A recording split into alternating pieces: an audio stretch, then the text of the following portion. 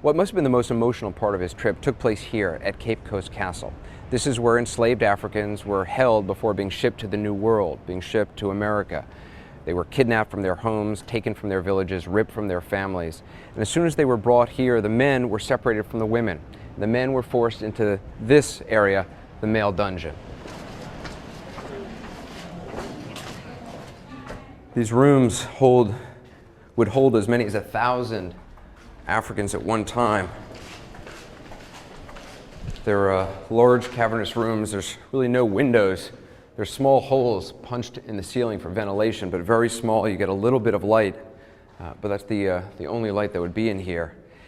There's 5 different rooms. Each one would hold 200 slaves. There's no toilets, of course. There's a gutter that runs down the middle of the floor right here. This would be used for urine and for feces, but archaeologists have found that the entire floors were covered with feces about a foot thick that they've excavated a few years ago. Many of the men who were held in these cells never got out. They died in these rooms of malnutrition, disease, brutality.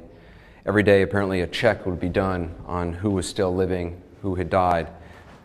Bodies would be removed, placed into this room. Those who were about to die would be placed here as well. This is the final resting place of untold number of Africans.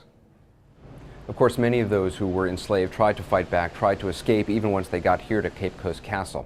The punishment for doing that, though, was death. And this is the place that they were killed. It's the punishment cell, and it's one of the most horrible places you will ever visit. Once an enslaved African was forced through this door, it was a death sentence.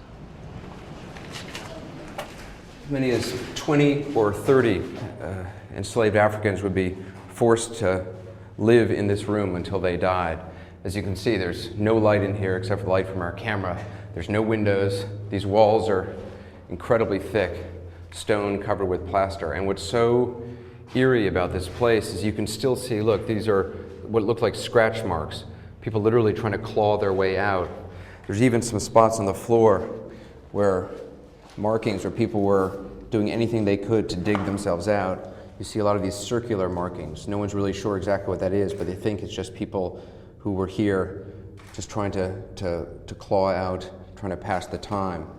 There are even some spots where you can see teeth marks on the floor. There's no bathroom in here. Once you were in this room, it was a death sentence. Women who were kidnapped and enslaved were brought here, separated into 2 different dungeons. Each held about 150 people. So you can imagine 150 women crammed into this room. They're stuck here for anywhere from 2 weeks to several months, nowhere to go, not sure what's going to happen to them, no place to go to the bathroom, fed just twice a day. It's an eerie place to be, I can tell you that. If a woman was detected to be pregnant, she would maybe be allowed to leave, but that was pretty much the only way out. And it's just a short walk from the female dungeons to the door of no return. Women and men who were held captive here were ultimately led down this corridor through this door, the door of no return, they call it.